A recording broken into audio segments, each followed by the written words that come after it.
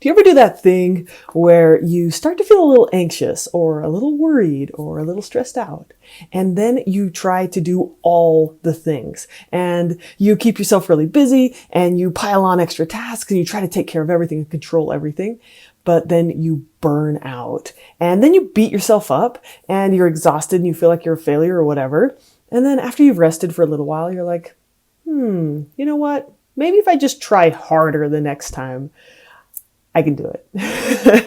And then you start that whole cycle over. Well, this is a super common cycle. I see it in my family. I see it in my clients. And today we're going to talk about how to break the anxiety, burnout, depression cycle.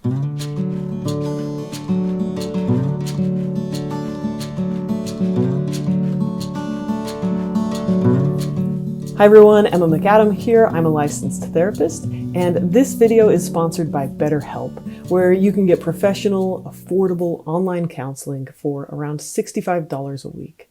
So check out the link in the description for 10% off your first month. I'm currently working with a couple of clients who all get stuck in this pattern where they feel anxiety, and then they try to keep super busy to avoid feeling anxious, and then they burn out and they end up depressed. I've seen this pattern in my family and in a lot of my clients, and from what I can tell, it's a pretty common way that anxiety turns into depression. So in this video, you're going to learn all about how to identify and replace this pattern with a more helpful, sustainable approach. So let's start by taking a look at each of those stages. So stage 1 is anxiety. Now, this anxiety may not seem to come from anywhere. It might be due to an old trauma, or it might be more genetic, or just an old habit. But regardless of why you feel it, it's the feeling of anxiety. So you might feel uncertain if you're good enough, or you might feel jittery or unsure, or you might feel worried that you're going nowhere, or worried about the future, or worried about money or something. Or it might just be more in your body. You might just feel more tense or more stressed. Anxiety is uncomfortable, and most of us just want it to go away. So step 2 of this cycle is to run about, to keep busy, to try to do as much as you physically can. So for example, one of my clients took too many classes in college. She was trying to train for a marathon. She started a really intense diet, and she was also working a bunch of hours at her job.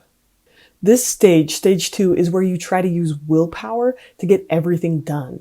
You try to control everything. You wake up early. You say yes to too many things, and you just try to work harder or faster, or you try to be more perfect. You think, if I can only do everything, or if I can at least just stay busy, then I won't feel anxious anymore.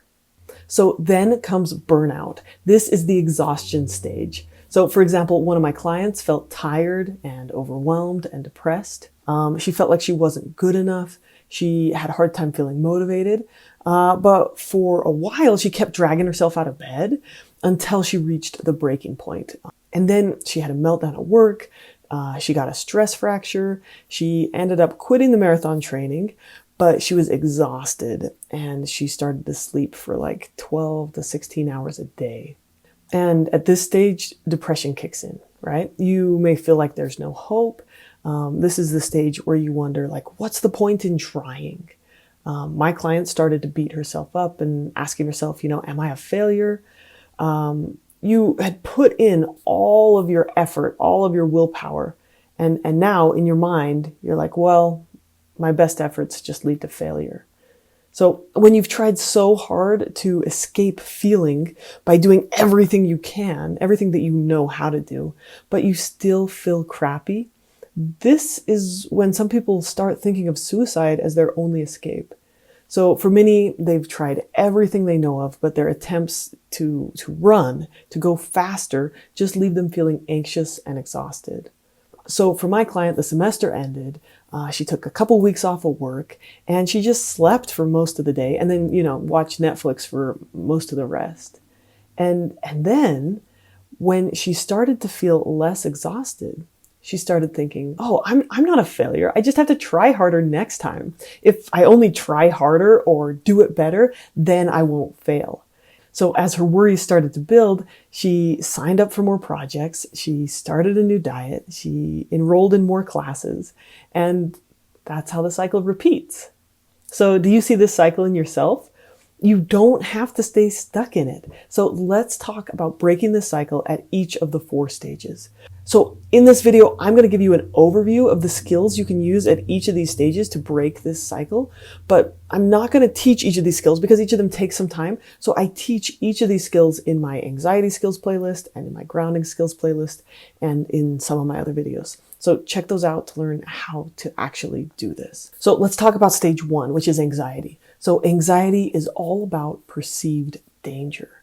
So instead of running away, create a sense of safety. So if you fear not being good enough, build your self-worth on something you can control, like your integrity and your values, instead of on accomplishments or doing more. When you feel anxious, practice grounding techniques and calm your body before you choose a course of action.